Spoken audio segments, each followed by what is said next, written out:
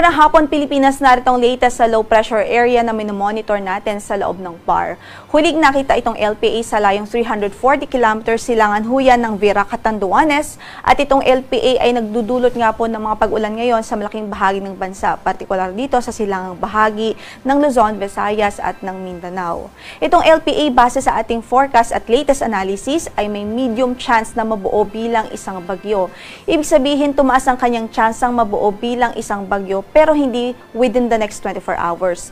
Beyond 24 hours pa po ito, kaya't mag-monitor po tayo sa magiging updates ng PAGASA ukol sa nasabing weather disturbance dito sa low pressure area. Maliban sa LPA ay meron din tayong habagat, patuloy na nagpe-prevail at na-enhance nitong low pressure area at itong habagat nagdudulot ng mga pag-ulan at patuloy na magdudulot ng pag-ulan dito sa Metro Manila, Zambales, Bataan, Tarlac, Pampanga, Nueva Ecija, Bulacan, maging dito sa Cavite, Laguna, Rizal at Batangas, sa Mimaropa Region, sa Western Visayas, Negros Island Region, maging sa Zamboanga Peninsula. So again, yung mga pag-ulan dito sa western side ng bansa ay dulot ng habagat o southwest monsoon. Inaasahan natin maaari pa rin yan mag-continue sa mga susunod na oras at araw. Samantala, yung Bicol Region, Quezon Province, maging ang natitirang bahagi pa ng Visayas at natitirang bahagi ng Mindanao patuloy ding inuulan o makakaranas ng mga pag-ulan dahil sa epekto ng low pressure area po east of the country. In effect pa rin ngayon ang ating weather advisory. Pangatlong weather advisory na po natin ito. So ibig sabihin posible ang 50 to 100 millimeters of rainfall sa ilang lugar sa Pilipinas. Partikular nga po dito sa Camarines Norte, Camarines Sur, Catanduanes, Albay, Sorsogon, Northern Samar, Masbate at Eastern Samar, Aklan, Antique, Negros Occidental at Negros Oriental, maging dito sa Palawan Province, sa Occidental Mindoro at maging dito nga po sa Quezon Province at maging sa Batangas. Kaya't patuloy natin pinag-iingat at pinagiging alerto ang ating mga kababayan sa mga posibilidad ho ng pagbaha at pagguho ng lupa dahil sa mga pag-ulan na ito. Samantala, by tomorrow afternoon to Sunday afternoon, pwede pa rin ng 50 to 100 millimeters of rainfall. Ito po yung klase ng pag-ulan na pwede pong magpabaha. At pwede rin mag-cause ng mga landslides, lalong-lalo na kung matagal na pong nararanasan yung mga pag-ulan. So, particular ho, nakataas ang ating advisory dito sa Zambales, Bataan, Cavite, Batangas, Quezon, Camarines Norte, Camarines Sur, Catanduanes, Albay, Sorsogon, Northern Samar, at maging dito sa Occidental Mindoro, Palawan, Antique, Iloilo, Negros Occidental at Negros Oriental. And by third day o Sunday afternoon to Monday afternoon, pwede pa rin ng 50 to 100 millimeters of rainfall dito sa Camarines Norte, Catanduanes, Camarines Sur, Batangas, Occidental Mindoro, Romblon, Aklan, Antique, Iloilo, Guimaras, Negros Occidental, Negros Oriental, maging sa lalawigan ng Palawan at sa Zamboanga del Norte. Again, ito pong mga pag-ulan na ito ay parehong epekto po ng low pressure area na minomonitor po natin at maging ng habagat o southwest monsoon. Samantala, para sa pagtayo ng ating panahon for tomorrow, halos buong Luzon pa rin ang maulap at inaasahan pa rin mga pag-ulan dahil din po sa epekto ng LPA at habagat o southwest monsoon. Sa Metro Manila, inaasahan pa na natin ng maulan na panahon, kasama dyan ang halos buong Central Luzon, ang Cagayan Valley Region, ang Bicol Region at Calabarzon at Mimaropa.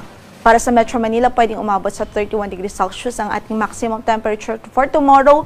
Sa Baguio ay from 17 to 24 degrees Celsius, 25 to 32 degrees Celsius sa Tuguegarao at 25 to 33 degrees Celsius sa Lawag. So, dito po sa Lawag naman o dito sa Ilocos Region, posible yung mga pag-ulan sa hapon at gabi na tinatawag natin mga thunderstorms. Samantala sa Visayas at Mindanao, inaasahan pa rin natin dyan na really maulap pa rin tomorrow at may mga pag-ulan pa rin na dulot nga din ng epekto pa rin ng low pressure area at habagat o southwest monsoon. Samantala sa pagtayo ng ating temperatura sa Tacloban from 25 to 31 degrees Celsius, 26 to 31 sa Cebu City at 25 to 32 naman sa Iloilo, 25 to 31 sa Cagayan de Oro, gayon din sa Davao City at 25 to 31 din sa Zamboanga City. Para naman sa ating gale warning, sa ngayon po ang kondisyon ng ating karagatan, wala po tayong gale warning. Ibig sabihin banayad hanggang sa katamtaman ng kondisyon ng ating ang pag-alon ng ating karagatan. Pero ingat lamang po, especially dito sa western at northern side ng bansa kung saan moderate o katamtaman ng pag-alon dahil posible pa rin ho ang danger dyan, lalong-lalo na sa occurrences ng mga thunderstorms. Para naman sa extended outlook natin, specifically dito sa Metro Manila from Sunday until Tuesday, inaasahan pa rin po natin na generally maulap pa rin ang panahon at may mga pag-ulan pa rin dulot ng habagat. Gayun din sa Baguio City from Monday to Tuesday, inaasahan ng mga pag-ulan due to southwest monsoon. By Sunday ay inaasahan pa rin natin ang localized thunderstorms doon, especially in the afternoon or evening.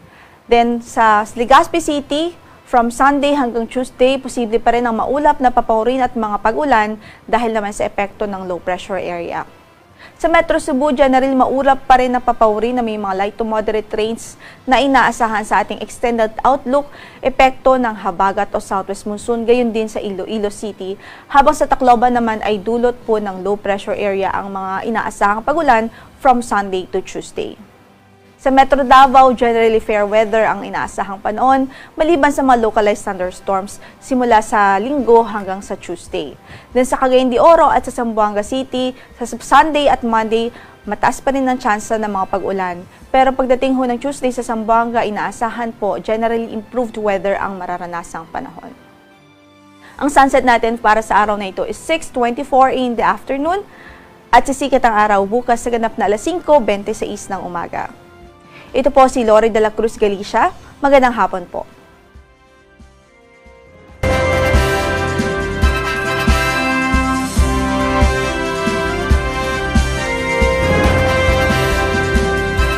Sa muli, maraming salamat sa inyong panonood at pakikinig. Once again, El Maestro. See you on my next vlog. Bye-bye!